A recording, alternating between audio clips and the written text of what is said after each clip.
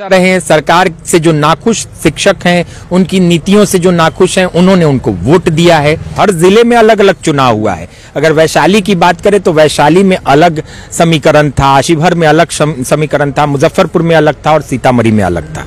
Invalid वोटों की बात करें तो वैलिड वोट होते होते वो 70,000 के नीचे आ जाएगी चीजें, क्योंकि और प्रथम वरीयता कहीं से नहीं दिख रही है। द्वितीय वरीयता की हम बात करें तो द्वितीय वरीयता में जो लोग हरवाने के लिए लगे हुए हैं वही लोग कहीं ना जितवा दें। सब्सक्राइब करें हमारा चैनल प्रकाश न्यूज लाइव और दबाए बेल आइकन हमारे खबर सबसे पहले देखने के लिए। तिरहुत स्नातक उपचुनाव को लेकर आपको दे रहे हैं। ऐसे में आपको बता दें कि अभी जो है मतगणना स्थल पे है, जहां पर जो है रुझान आने में अभी काफी समय है। ऐसे में लगातार जो सोशल मीडिया पर धार्मिक खबर जो चलाई जा रही है, लोग जो है कोट कर रहे हैं तिरहुत स्नातक उपचुनाव को लेकर। उसको लेकर हम खास बातचीत करने के लिए हमारे साथ वरिष्ठ पत्रकार मुकेश चौरसिया जी हैं। क्या कहेंगे भैया, कैसे देख रहे हैं तिरहुत स्नातक उपचुनाव में इस बार जो है सोशल मीडिया का युग आ जाने के वजह से जो है काफी जो है कयास जो है लगातार लोग अपने से टिप्पणी कर दे रहे हैं तिरहुत स्नातक उपचुनाव को लेकर। अभी आप यहाँ पे ग्राउंड पे हैं, क्या देख रहे हैं? दिन सुबह 8 बजे से लगातार लोग जुड़े थे और अभी जो है देर रात हो रहा है। कैसे देख रहे हैं? अभी तक क्या कुछ अभी सामने आया है? बात क्या? देखिए, सोशल मीडिया पर जो अपने आप को न्यूज चैनल कहते हैं या न्यूज पेज कहते हैं, उनकी बुद्धिमानी देखिए कि अभी तक कुछ भी नहीं हुआ है। रुझान क्या, अभी वैलिड इनवैलिड वोटों की भी गिनती नहीं हुई है, छटैया नहीं हुई है, जिसको आप अलग अलग कहें कि जब तक वैलिड वोट नहीं पता चलेंगे तो आप रुझान कैसे ला रहे हैं। अभी 5 बजे वैलिड वोट और इनवैलिड वोट, डाउटफुल वोटों को छांटने का क्रम शुरू हुआ है। आप 20 टेबल हैं, ये सभी जान रहे हैं, 20 टेबल और एक टेबल पर 500 वोट के बंडल रखे जाएंगे। 500 20 × 500 यानी 10,000, तो एक बार में 10,000 वोटों को छांटेंगे आप। उसमें भी अगर आधे घंटे में एक प्रक्रिया खत्म होती है तो वो 7 बार यानी कि 3.5 घंटे 4 घंटे आपको लगेंगे। तो उसमें अभी वक्त है, अभी तुरंत वो नहीं होने वाला है। आप समझिए प्रकाश जी कि अभी तो आपको ये जानने में वक्त लगेगा कि वैलिड वोट कितने हैं, उसके आधार पर ही आप आगे आकलन लगाएंगे। मान लीजिए कि 60,000 वैलिड वोट होते हैं कि 30,000 एक वोट जो ले आएगा वो जीत जाएगा, तब पता चलेगा। अभी बहुत सारे लोग किसी को जितवा रहे हैं, एनडीए को, कोई इंडिया को, कोई जनसुराज को, कोई ब्रजवासी को, सब जितवा रहे हैं। जो पटना में, वैशाली में और सीतामढ़ी शिवहर में बैठे लोग हैं, वो वहां बैठ के जितवा रहे हैं। वो जानने की भी कोशिश नहीं कर रहे हैं कि ये चुनाव कितना कठिन, इसका जो मतगणना है वो बहुत जटिल प्रक्रिया से होती है। सुबह से देखिए, अब लोग कहेंगे 8 बजे सुबह से हैं, क्या हो रहा है? तो 8 बजे सुबह से क्या हुआ अभी तक? जितने भी 197 जो बूथ हैं, उन सब बूथों पर जितने भी वोट आए, उन सबको एक जगह पर उड़ेल दिया गया, एक साथ सबको मिक्स कर दिया गया और फिर 50-50 वोट के बंडल बनाए गए। अब आप समझिए कि अगर 70,000 वोट गिरता है तो 50-50 वोट के बंडल, 70,000 वोट का कितना समय लग जाएगा। वो प्रक्रिया 4 साढ़े 4 बजे तक चली। उसके बाद जो प्रक्रिया हुई कि एक टेबल पर अब उनको रखना है, तो 500 वोट, मतलब कि 10-10 गड्डियां 50 वोटों की, वो एक टेबल पर रखी। फिर दूसरे टेबल पर, ऐसे 10 टेबलों पर 500 रखे गए, मतलब 10,000 वोट पूरे टेबल पर आए। अब उसमें से ये देखा जा रहा है कि कौन सा वोट वैलिड है, क्योंकि अगर आप अपने पेन से लिख देते हैं, इलेक्शन कमीशन के द्वारा पेन दिया जाता है उसमें लिखने के लिए, वो जब आप उसके पेन से लिखेंगे तभी वैलिड होगा। या एक के जगह पर 1 लाइन देनी होती है, 2 के जगह पर 2 लाइन देना होता है, तीसरे नंबर को आपको देना है तो 3 लाइन देना होता है। इस तरह से वोटिंग भी उसकी जटिल है, उसके लिए बाजाप्ता ट्रेनिंग होती है। अब उसमें अगर इनवैलिड वोट आ गए तो उसको छांट दिया जाएगा, वैलिड वोट को रखा जाएगा और तब वो डिवाइड होगा कि किसको कितने वोट मिले। उसके बाद वो प्रक्रिया शुरू होगी। तो इसमें आप समझे कि 5 बजे अगर वैलिड इनवैलिड की प्रक्रिया शुरू हुई है तो वो पूरा होने में 12 से 1 बजे रात तक वो पूरा होगा। तब शुरुआत होगी चुनाव, जो मतगणना की तब शुरुआत होगी 12-1 बजे रात में। और जो पहला रुझान है मुझे लगता है 2 बजे 3 बजे 4 बजे आएगा। तो अभी वक्त है, जिनको पता नहीं है इसके काउंटिंग के बारे में वो हड़बड़ाहट कर रहे हैं, हड़बड़ में सोच रहे हैं कि बहुत आराम से चुनाव ये गिनती हो जाती है। तो इसमें वक्त लगता है, इसका एक सिस्टम है और उस सिस्टम के अनुसार इसकी गिनती हो रही है।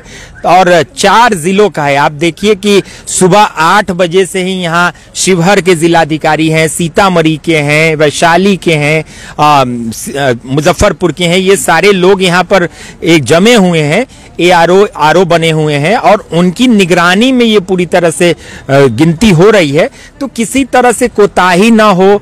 17 के 17 प्रत्याशी जो हैं वो अंदर हैं या उनके संवेदक अंदर में हैं, उनके नजर के सामने सारी चीज हो रही है। क्योंकि अभी फिर होगा कि डाउटफुल वोट भी है इसमें, तो डाउटफुल वोट होंगे तो वो डाउटफुल है, वो पूछे जाएंगे कि हाँ भैया आपको क्या लग रहा है, ये 1 नंबर है या 2 नंबर है। तो वो अगर क्लियर हो जाता है तो फिर उनको वैलिड वोट में डाला जाएगा, नहीं होता है तो इनवैलिड वोट में डाला जाएगा।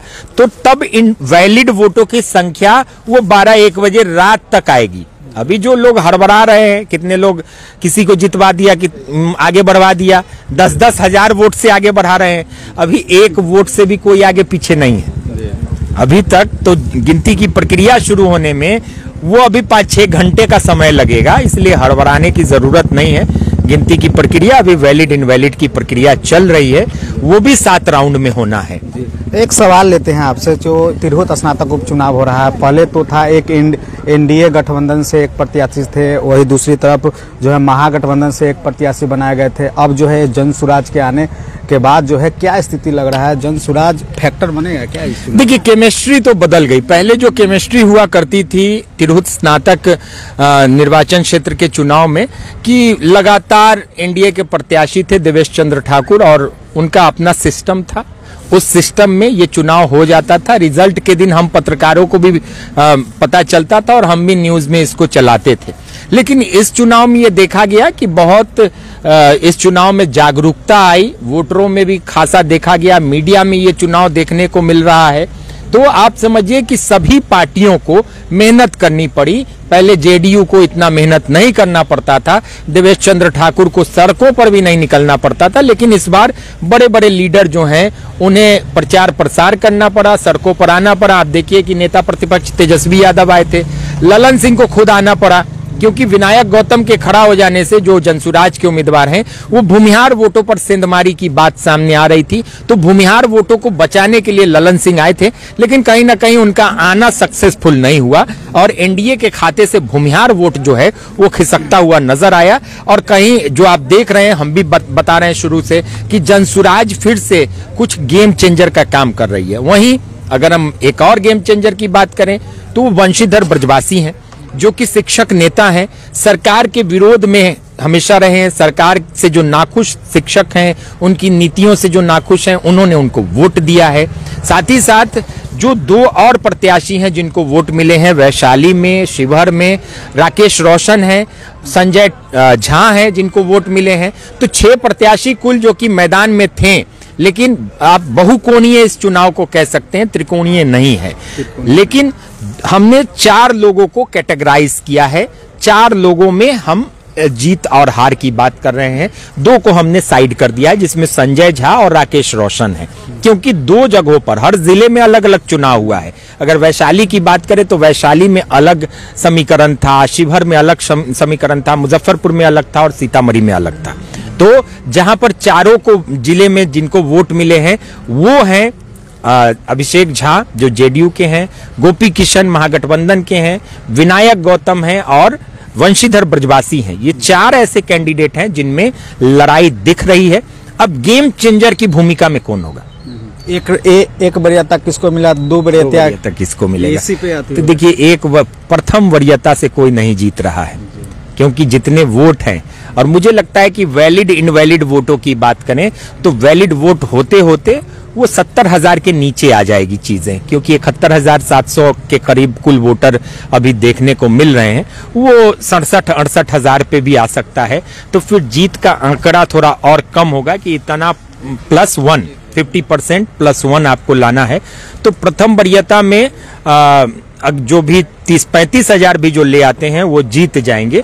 तो ऐसा कुछ नहीं लग रहा है, क्योंकि 4 जो धाकड़ उम्मीदवार हमें दिख रहे हैं, अभिषेक झा हैं, गोपी किशन हैं, विनायक गौतम हैं और ब्रजवासी हैं, तो इन चारों में वोट बटेंगे ना। और जो 13 उम्मीदवार और निर्दलीय हैं वो भी तो वोट काटने के लिए बैठे हुए हैं।